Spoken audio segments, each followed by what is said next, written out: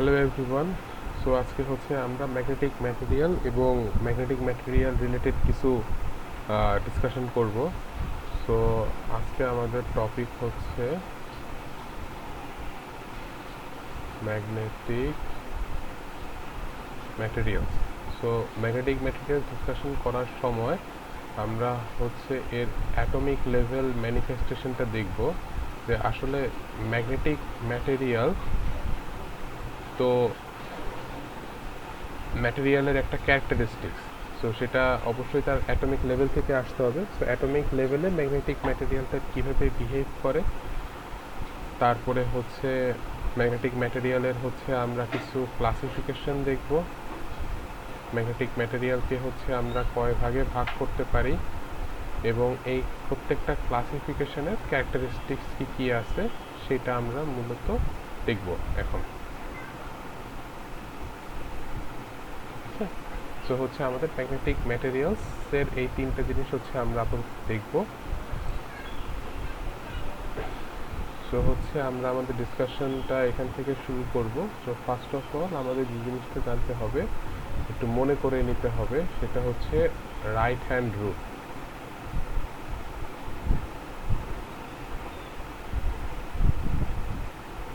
Right hand rule একটু কমায় নেই।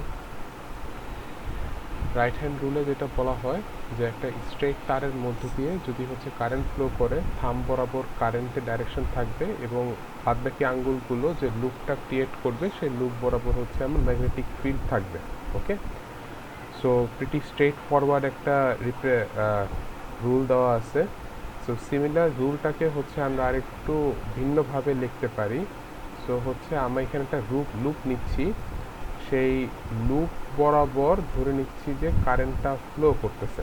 সো এই লুপ বরাবর যদি কারেন্টটা ফ্লো করে, আমি ফ্লেমিংয়ের রাইট হ্যান্ড রুলের বি এর জায়গাতে যদি হচ্ছে আমি আই নেই, তাহলে আমার আই এর জায়গাতে আসবে হচ্ছে বি। তাহলে হচ্ছে আমার এখানে যে কারেন্টটা আসবে সেই কারেন্টের ডাইরেকশনটা থাকবে কোন দিকে? কারেন্টের ডাইরেকশনটা থাকবে এটার উপরের দিকে। সো আমার ম্যাগনেটিক ফিল্ডের ডাইরেকশনটা থাকবে এখন উপরের দিকে, যেটা আগে হচ্ছে বি আর আই যদি পরস্পর তাদের জায়গাটা চেঞ্জ করে নেয় তাহলেই হয়ে যাচ্ছে। হ্যাঁ, সো এভাবে হচ্ছে আমরা একটা কারেন্ট যদি লুপের মধ্যে ফ্লো করে তাহলে তার যে ম্যাগনেটিক ফিল্ডটা ক্রিয়েট করবে সেই ম্যাগনেটিক ফিল্ডের ডাইরেকশনটা কোন দিকে যাবে সেটা হচ্ছে আমরা বের করে নিতে পারি। সো এরপরে হচ্ছে আমাদের যে কাজটা থাকবে সেটা হচ্ছে আমরা এখন অ্যাটমিক লেভেলে হচ্ছে এই যে অ্যাটমিক লেভেলে হচ্ছে কিভাবে কাজ করে সেটা হচ্ছে এখন দেখব। তো আমরা জানি যে হচ্ছে নিলস বোর যেই অ্যাটমের মডেলটা দিছিলেন, সেই অ্যাটমের মডেলের মাঝখানে থাকে নিউক্লিয়াস এবং তার চারপাশে হচ্ছে ইলেকট্রন হচ্ছে একটা গ্রহের মতো হচ্ছে আবর্তন করতে থাকে। সো একটা গ্রহ হচ্ছে কি গতি থাকে? বার্ষিক গতি থাকে। সে হচ্ছে তার নিজের যে অরবিট আছে সে অরবিটে হচ্ছে ঘুরতে থাকে, আর সে তার নিজের যে অ্যাক্সিস আছে সে অ্যাক্সিস বরাবরও ঘুরতে থাকে। সিমিলারলি ইলেকট্রনও তার যে অরবিট আছে সে অরবিটে হচ্ছে ফ্লো করে বা ঘুরতে থাকে এবং হচ্ছে তার নিজের যে অ্যাক্সিস আছে সেই অ্যাক্সিসের রেসপেক্টেও হচ্ছে রোটেট করতে থাকে। হ্যাঁ, সো তার মধ্যে দুই ধরনের মোশন আছে, একটা হচ্ছে অরবিটাল মোশন আর একটা হচ্ছে স্পিনিং মোশন। এখন ইলেকট্রনের ফ্লো যেদিকে যাবে ইলেকট্রনের ফ্লো ধরে নিচ্ছি যেদিকে যাচ্ছে। সো আমি বলতে পারি, একটু আমরা জানি যে কারেন্ট হচ্ছে তার অপোজিট দিকে যায়। হ্যাঁ, সো আমি এখানে যেটা বলতে পারি যে ইলেকট্রন যেহেতু অরবিটে ফ্লো রোটেট করতেছে, অরবিটে হচ্ছে সে আবর্তন করতেছে, সো আমি বলতে পারি যে কারেন্টও ফ্লো হবে। সো কারেন্টের একটা ডাইরেকশন থাকবে। সিমিলারলি একটা ইলেকট্রন তার অ্যাক্সিসের রেসপেক্টে হচ্ছে স্পিন করতে থাকে, সো সেখানেও একটা কারেন্ট থাকবে। আর আমরা একটু আগে দেখে নিছি যে কারেন্ট যদি কোনো একটা লুপের মধ্যে দিয়ে ফ্লো করে তাহলে রাইট হ্যান্ড রুল দিয়ে আমরা হচ্ছে তার যে ম্যাগনেটিক ফিল্ড থাকবে সেই ম্যাগনেটিক ফিল্ডেরও ডাইরেকশন বলতে পারি। তো সিমিলারলি কারেন্ট এখানে যেটা দেখানো হচ্ছে যে কারেন্ট ফ্লো করতেছে ডাইরেকশন দেওয়া আছে। সো আমি যদি রাইট হ্যান্ড রুলটা এক্ষেত্রে অ্যাপ্লাই করি তাহলে আমার অরবিটাল, যেহেতু অরবিটের কারেন্টের জন্য আমি যেটা পাবো সেটা হচ্ছে orbital magnetic moment. So orbital magnetic moment কোন দিকে থাকবে? উপরের দিকে থাকলো। আর এখানে যে কালো একটা দাগ দেওয়া আছে, সো কারেন্ট যেদিকে যাচ্ছে স্পিনিং কারেন্টের জন্য আমি যদি এখানে যদি অ্যাপ্লাই করে থাকি তাহলে হচ্ছে আমি যেটা পাবো যে স্পিন ম্যাগনেটিক মোমেন্ট পাবো স্পিনিং কারেন্টের জন্য। তো এরপরে যেটা করা হয়েছে যে কারেন্টের জন্য যে ম্যাগনেটিক মোমেন্টটা পাচ্ছি, দুইটা ম্যাগনেটিক মোমেন্ট পাচ্ছি দুই ধরনের কারেন্টের জন্য। সো এই দুইটা যে ম্যাগনেটিক মোমেন্ট আছে এরা তো এক একটা ভেক্টর। সো এই দুইটা ভেক্টরকে যদি হচ্ছে আমি যোগ করি তাহলে হচ্ছে আমি টোটাল ম্যাগনেটিক মোমেন্টটা পাবো। সো আমি যেটা দেখতে পারতেছি যে একটা অ্যাটমের মধ্যে একটা নর্থ পোল এবং একটা সাউথ পোল ক্রিয়েট করতেছে। তার মানে একটা অ্যাটম একটা অ্যাটমিক ম্যাগনেটের মতো বিহেভ করে এবং যদি হচ্ছে অনেক এবং এই অ্যাটমিক ম্যাগনেটিক মোমেন্টের উপর ডাইরেকশন, ভ্যালু এগুলা হচ্ছে আমার পুরা ম্যাটেরিয়ালে কিভাবে আছে তার উপর বেস করে আমাদের হচ্ছে ম্যাগনেটিক প্রপার্টিগুলা হচ্ছে ম্যানিফেস্টেটেড হয়। হ্যাঁ, সো আমরা যেটা পেয়ে গেছি যে ম্যাগনেটিক ম্যাটেরিয়ালের অ্যাটমিক লেভেলের যে রিপ্রেজেন্টেশনটা আছে সেটা মোটামুটি আমাদের এখানে করা হয়ে গেছে। এরপরে যেটা আসবে সেটা হচ্ছে আমাদের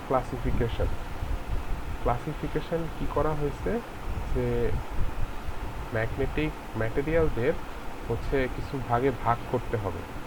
এখন ভাগ করার সময় তাদেরকে হচ্ছে তিনটা ভাগে ভাগ করা হয়েছে।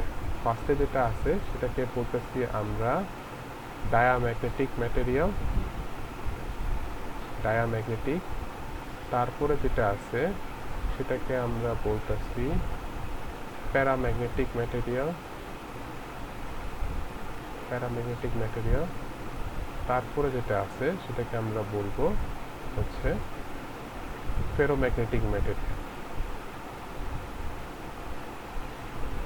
তো এখানে যে তিনটা ধরনের ক্লাসিফিকেশন করা হয়েছে, ক্লাস ক্রিয়েট করা হয়েছে, এই তিনটা ক্লাসের নিজস্ব ইন্ডিপেন্ডেন্ট কিছু ক্যারেক্টারিস্টিক্স আছে।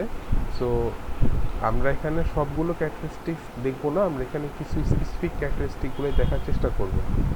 সো এখানে হচ্ছে ম্যাগনেটিক ম্যাটেরিয়ালের মধ্যে ফার্স্টে যেটা ছিল ডায়াম্যাগনেটিক ম্যাটেরিয়ালটা দেওয়া আছে। So first of all diamagnetic ম্যাটেরিয়ালের যে অ্যাটমগুলো আছে সেগুলো হচ্ছে ম্যাগনেটিক ডাইপোল মোমেন্ট এভাবে হচ্ছে তাদের মধ্যে অ্যাবসেন্ট থাকে। তারপরে যখন আমি ম্যাগনেটিক ফিল্ড দেই, ম্যাগনেটিক ফিল্ডের ডাইরেকশনের উল্টা দিকে প্রত্যেকটা অ্যাটমের অ্যাটমিক মোমেন্ট বা ম্যাগনেটিক ডাইপোল মোমেন্ট ক্রিয়েট হয়। তার মানে হচ্ছে আমার এখন যে ম্যাটেরিয়ালে যে স্ল্যাবটা থাকবে সেই স্ল্যাবটা হচ্ছে অ্যাপ্লাইড ম্যাগনেটিক ফিল্ডকে রিপেল করবে এবং যখন হচ্ছে আমি ম্যাগনেটিক ফিল্ডটা সরিয়ে নিব তখন দেখব যে এটা আবার আগের মতো নর্মাল ডিম্যাগনেটাইজ বা কোনো রকমের ম্যাগনেটিক ডাইপোল মোমেন্ট নাই, সেরকম একটা সিচুয়েশন ক্রিয়েট হয়ে গেছে। সো ডায়াম্যাগনেটিক ম্যাটেরিয়ালের ক্যারেক্টারিস্টিক্সটা কি, অ্যাপ্লাইড ম্যাগনেটিক ফিল্ডের সাথে এর সম্পর্কটা কিভাবে হয় বা তখন এর ম্যাগনেটিক ডাইপোল মোমেন্ট কিভাবে চেঞ্জ হয় বা অরিয়েন্টেশনটা কী হয় সেটা আমরা এখানে দেখলাম। এরপরে যে ম্যাটেরিয়ালটা ছিল সেই ম্যাটেরিয়ালটা ছিল হচ্ছে প্যারাম্যাগনেটিক ম্যাটেরিয়ালের প্রত্যেকটা অ্যাটমের যে স্ল্যাবটা, আমি যে প্যারাম্যাগনেটিক ম্যাটেরিয়াল দিয়ে একটা স্ল্যাব বানাবো সেই স্ল্যাবের প্রত্যেকটা অ্যাটমে নিজস্ব ম্যাগনেটিক ডাইপোল মোমেন্ট আছে এবং সেগুলো র্যান্ডমলি ডিস্ট্রিবিউটেড। যখন হচ্ছে আমি ম্যাগনেটিক ফিল্ডটা ক্রিয়েট করব তখন কেবলমাত্র তখন পুরা স্ল্যাবের প্রত্যেকটা অ্যাটমিক ডাইপোল মোমেন্ট হচ্ছে আমার অ্যাপ্লাইড ম্যাগনেটিক ফিল্ডের ডাইরেকশনের সাথে অ্যালাইন থাকে। তার মানে হচ্ছে তখন সে একটা অ্যাট্রাকশন ফোর্স আর কি ফিল করে আমার স্ল্যাবটা বা এবং তারপরে যখন হচ্ছে আমি ম্যাগনেটিক ফিল্ডটাকে সরিয়ে নিব তখন হচ্ছে আমার ওইটা যে এখানে যেরকম সবগুলো একটা নির্দিষ্ট ডাইরেকশনে ছিল সেটা আবার আগের মতোই র্যান্ডমলি ডিস্ট্রিবিউটেড হয়ে যাবে। সো প্যারাম্যাগনেটিক ম্যাটেরিয়ালের ক্যারেক্টারিস্টিক্সটা মোটামুটি আমাদের এখানে দেখানো হয়েছে। 3 নম্বরে যেটা ছিল সেটা ছিল হচ্ছে ফেরোম্যাগনেটিক ম্যাটেরিয়াল।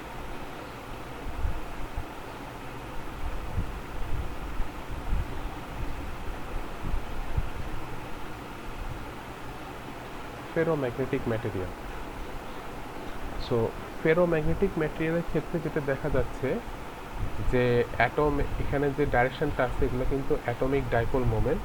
সো প্রত্যেকটা অ্যাটমের যে ডাইপোল মোমেন্টগুলো আছে সেগুলা হচ্ছে লোকালি হচ্ছে একটা নির্দিষ্ট দিকে অ্যালাইন হয়ে আছে।